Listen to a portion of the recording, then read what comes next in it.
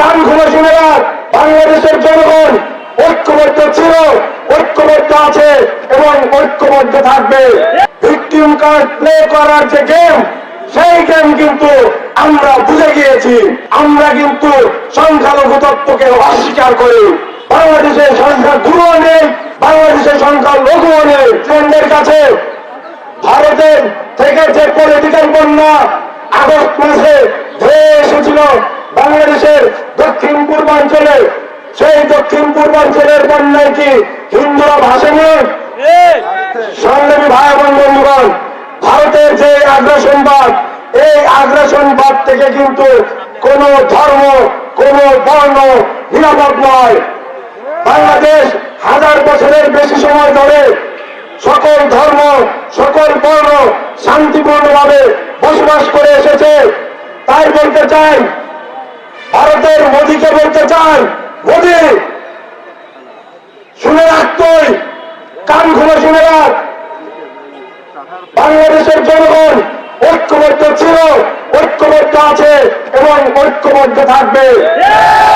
বারবার সংখ্যালঘু সংখ্যালঘু এই শব্দ বাংলাদেশে আর চলবে না। বারবার সংখ্যালঘু বলে ভিকটিম কার্ড প্লে করার যে গেম, সেই গেম কিন্তু আমরা বুঝে গিয়েছি। আমরা কিন্তু সংখ্যালঘু তত্ত্বকে অস্বীকার করি। বাংলাদেশের সংখ্যা গুরুও নেই, বাংলাদেশের সংখ্যা লঘুও নেই, বাংলাদেশে শুধু আছে বাংলাদেশি। সংগ্রামী ভাই এবং বন্ধুগণ, আমি আমার বক্তব্যকে দীর্ঘায়িত করব না।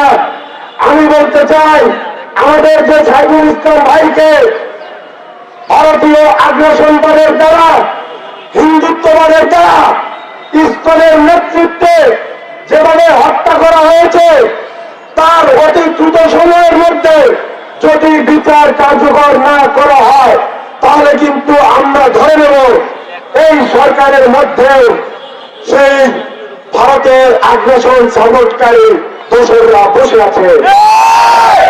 এবং সরকারকে আরো আহ্বান জানাবো, যে সমস্ত মিডিয়া এখনো ভারতীয় আগ্রাসনের পক্ষে ন্যারেটিভ তৈরি করছে, সেই সমস্ত মিডিয়াকে জবাবদিহিতার আওতায় আনতে হবে। সংগ্রামী ভাই এবং বন্ধুগণ, আমি আমার বক্তব্যকে আর দীর্ঘায়িত করতে চাই না।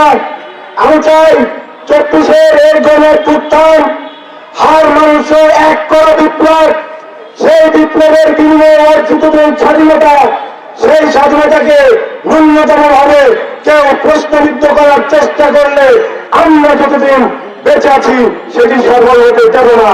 ইনকিলাব জিন্দাবাদ।